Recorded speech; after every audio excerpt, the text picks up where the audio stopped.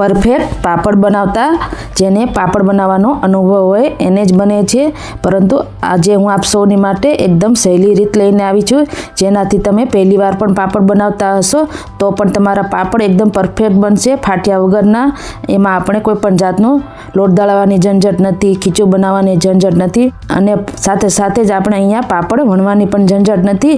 એકદમ સહેલી રીત લઈને આવી છું, જેનાથી 100% તમારા પાપડ એકદમ પરફેક્ટ બનશે. તમે જોઈ શકો છો કે આ રીતે પાપડની આરપાર તમે આંગળી આ રીતે જોઈ શકો છો. એકદમ પાતળા આપણા પાપડ બને છે તો પણ આ ફાટતા નથી, અને જ્યારે આપણે એને તળીએ ત્યારે આ રીતના ડબલ સાઇઝના બને છે અને એકદમ પોચા બને છે, જરા પણ કડક નથી બનતા, એકદમ પોચા આ ચોખાના પાપડ બને છે. આ વિડીયો તમને પસંદ આવે તો વિડીયોને લાઇક કરી ચેનલને સબસ્ક્રાઈબ કરજો અને તમારા ફ્રેન્ડ્સ અને ફેમિલી ગ્રુપમાં શેર કરજો. વિડીયોને એન્ડ સુધી જરૂરથી જોજો. આમાં હું ઘણી બધી ટિપ્સ અને ટ્રિક્સ આપીશ તો તમારા પાપડ એકદમ પરફેક્ટ બનશે. તો ચાલો પાપડ બનાવવાની શરૂઆત કરી દઈએ. અહીંયા આપણે પરફેક્ટ ચોખાના પાપડ બનાવવા માટે ચોખાને રાત્રે પલાળી દેવાના છે. તો અહીંયા મેં 2 કપ ચોખાને રાત્રે પલાળી દીધા હતા, તો એ સરસ રીતે પલળી જાય છે. અહીંયા મેં કૃષ્ણ કમત ચોખા લીધા છે, તમે ખીચડિયા ચોખા પણ લઈ શકો છો. ચોખા આપણે સરસ રીતે પલળી ગયા છે અને આ રીતના એકદમ સરસ ફૂલી જાય છે. તો આ રીતના આપણા ચોખા થઈ જાય એટલે 3 થી 4 વાર પાણીથી ધોઈ લઈશું. પાપડ બનાવવા માટે આપણે કુકરમાં 2 કપ ચોખા લીધા હતા, તો એનાથી 4 ગણું આપણે 8 કપ જેટલું પાણી ઉમેરી દઈશું. જો તમે ખીચડિયા ચોખા લીધા હોય તો વધારે પાણીની પણ જરૂર પડી શકે છે, તો તમારે 10 કપ જેટલું લઈ લેવાનું છે. તો અહીંયા હું 8 કપ જેટલું પાણી લઈ લઈશ. તમે આ રીતે પરફેક્ટ માપ સાથે બનાવશો તો તમારા પાપડ એકદમ પરફેક્ટ બનશે. ગેસ ચાલુ કરી દઈશું અને પાણીને ઉકળવા દઈશું. 2 કપ ચોખા લીધા હતા એની સામે આપણે 8 કપ પાણી લીધું છે, તો તમારે 4 થી 5 ગણું પાણી લેવાનું છે. હવે આપણે પાણી ઉકળી જાય એટલે એમાં 2 ચમચી જીરું ઉમેરી દઈશું, 1 ચમચી અજમો ઉમેરી દેવાનો છે. અહીંયા આપણે જીરું અને અજમાનો ટેસ્ટ ખૂબ જ સરસ લાગે છે. સ્વાદ પ્રમાણે મીઠું ઉમેરી દઈશું. હવે આપણે આ પાણીને ઉકળવા દેવાનું છે, સરસ એમાંથી ઉભરો આવી જાય ત્યારબાદ આપણે આગળની પ્રોસેસ કરીશું. હવે આ પાણીને મેં 3 થી 4 મિનિટ માટે ઉકાળી લીધું છે, તો જીરાનો સરસ કલર આવી ગયો છે અને જીરું પણ સરસ ઉકળી ગયું છે. હવે એમાં આપણે નાની અડધી ચમચી જેટલું આપણે ખાવાનો સોડા ઉમેરવાનો છે, જે આપણે ભજીયામાં ઉમેરતા હોઈએ છીએ એ લેવાનો છે. અહીંયા આપણે પાપડ ખાર ઉમેરવાની કોઈ જરૂર નથી. તો હવે સોડા ઉમેર્યા બાદ ફરીથી 2 મિનિટ માટે ઉકળવા દઈશું. હવે ફરીથી આપણું પાણી ઉકળી ગયું છે, તો એમાં આપણે જે ચોખા ધોઈને રાખ્યા છે એ ઉમેરી દેવાના છે. ચોખા ઉમેર્યા બાદ આપણે એકવાર હલાવી લઈશું. આ પાપડ બનાવવા માટે આપણે કોઈ પણ જાતનું ખીચું બનાવવાની ઝંઝટ નથી. હવે આપણે કુકરનું ઢાંકણ ઢાંકીને આને ધીમા ગેસ ઉપર 20 મિનિટ માટે થવા દઈશું. જો તમે વધારે પાણી લીધું હોય અથવા વધારે ચોખા હોય તો વધારે પણ વાર લાગી શકે છે. આ ખીચાને એકદમ ધીમા ગેસ ઉપર જ બનાવવાનું છે, એ વાતનું ખાસ ધ્યાન રાખવાનું છે, નહીંતર ચોખા નીચે ચોંટી જશે. હવે 20 મિનિટ બાદ આપણે ચેક કરી લઈશું. તો આપણું આ પાપડ બનાવવાનું ખીચું બનીને તૈયાર થઈ ગયું છે. તમને ઉપરથી આ રીતે ઢીલું લાગશે, પરંતુ જેમ જેમ આપણે મિક્સ કરશું તેમ તેમ એ સરસ રીતે કઠણ થઈ જશે. હવે એમાં આપણે 3 ક્રશ કરેલા લીલા મરચાં ઉમેરી દઈશું. મરચાંનો ગ્રીન કલર જળવાઈ રહે એટલા માટે આપણે છેલ્લે ઉમેરીશું અને એકવાર મિક્સ કરી દઈશું. તમને જેટલું તીખું પસંદ હોય પાપડ એ પ્રમાણે તમે મરચાં વધારે ઓછા કરી શકો છો. હવે આ રીતે ઝેરણીની મદદથી સરસ રીતે મિક્સ કરી દઈશું અને હલાવી લઈશું. ખીચું આપણું ગરમ છે એટલા માટે મરચાં સરસ રીતે એમાં ચડી જશે.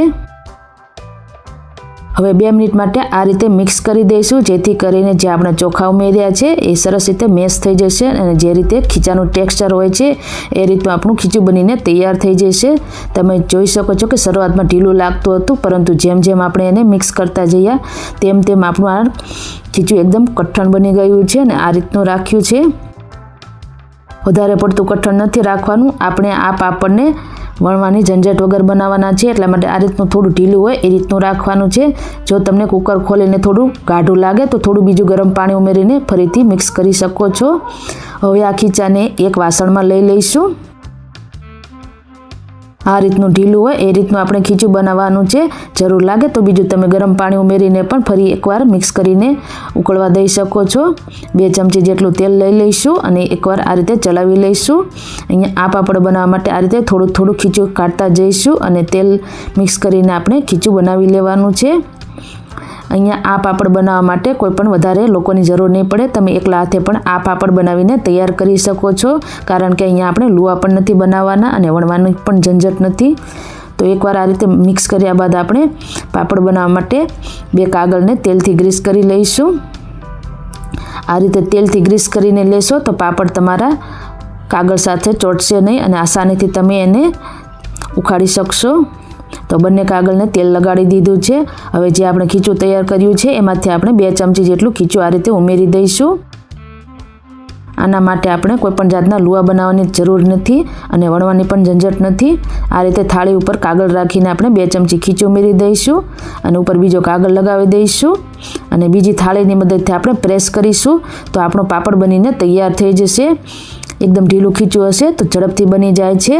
જો તમને થોડી કિનારીઓ આઘી પાછી લાગે તો આ રીતે આંગળીની મદદથી પણ તમે સરખી કરી શકો છો. ખીચું આપણું ઢીલું હોય છે એટલા માટે આસાનીથી તમે આ પ્રોસેસ પણ કરી શકશો. જો જરૂર લાગે તો જ કરવાનું છે, નહીંતર એકદમ ગોળ આપણો પાપડ બનીને તૈયાર થઈ જાય છે. તો એકદમ આપણે અહીંયા પાતળા પાપડ બનાવીને તૈયાર કરી લઈશું. પાતળા પાપડ બનાવશો તો પણ આ પાપડ ફાટશે નહીં, એની ચિંતા કરવાની નથી.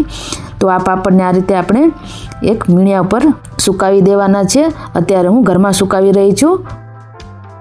એક દિવસ ઘરમાં રહેવા દઈને આપણે બીજા દિવસે તડકે રાખી શકીએ છીએ. આના માટે આપણે ફળિયામાં સુકાવવાની પણ ઝંઝટ નથી. આવી જ રીતે આપણે બધા પાપડ બનાવીને તૈયાર કરી લેવાના છે. એકદમ આસાનીથી કાગળ સાથેથી નીકળી જાય છે અને બિલકુલ ચોંટતા નથી. 2-3 વખત તમે પાપડ બનાવી લો, ત્યારબાદ થોડું થોડું તેલ લગાડતા જવાનું છે જેથી કરીને કાગળ સાથે ચોંટે નહીં. તો આવી જ રીતે મેં બધા પાપડ બનાવીને તૈયાર કરી લીધા છે. તમે આ માપથી બનાવશો તો તમારા 25 થી 30 જેટલા પાપડ બનીને તૈયાર થઈ જાય છે. જો તમે નાની સાઈઝના બનાવશો તો 40 જેટલા પાપડ પણ બની શકે છે. આને એક દિવસ ઘરમાં સુકાવીને બીજા દિવસે તડકે સુકાવી લેવાના છે. તો 2 દિવસમાં પાપડ આપણા સરસ ક્રિસ્પી બનીને તૈયાર થઈ જાય છે. તો અહીંયા પાપડ સુકાઈને તૈયાર થઈ ગયા છે. તો આ રીતના બનીને તૈયાર થઈ ગયા છે. તમે આ રીતે આંગળીની મદદથી ચેક કરો તો આરપાર આપણી આંગળી જોઈ શકાય છે. એટલા આપણા પાતળા પાપડ બન્યા છે, તો પણ ફાટતા નથી. તો હવે આપણે પાપડને તળી લઈએ. જે સાઈઝના પાપડ છે એનાથી ડબલ ગણા આપણા પાપડ બનીને તૈયાર થઈ જાય છે. થોડું મીડિયમ તેલ ગરમ કરીને તળી લેવાના છે. તો એકદમ ફૂલીને આપણા પાપડ ડબલ બનીને તૈયાર થઈ જાય છે. તો એકદમ ક્રિસ્પી આપણા પાપડ બનીને તૈયાર થઈ ગયા છે. જે આપણા સૂકવેલા પાપડ હતા એનાથી ડબલ સાઈઝના બને છે. તો હવે હું એક પાપડ તોડીને પણ બતાવી દઉં કે કેટલા આપણા પાપડ પોચા બન્યા છે. આ પાપડ બિલકુલ કડક નથી બનતા, એકદમ પોચા બને છે. આ રીતે તોડતા એકદમ આસાનીથી તૂટી જાય છે અને ચા જોડે ખાવાની ખૂબ જ મજા પડી જાય છે. અને આ પાપડને તમે શેકીને પણ ખાઈ શકો છો. તો એકદમ ટેસ્ટી આપણા પાપડ બનીને તૈયાર થઈ ગયા છે. વિડીયો તમને કેવો લાગ્યો એ કમેન્ટ બોક્સમાં જરૂરથી જણાવજો અને તમારા ફ્રેન્ડ્સ અને ફેમિલી ગ્રુપમાં શેર કરજો.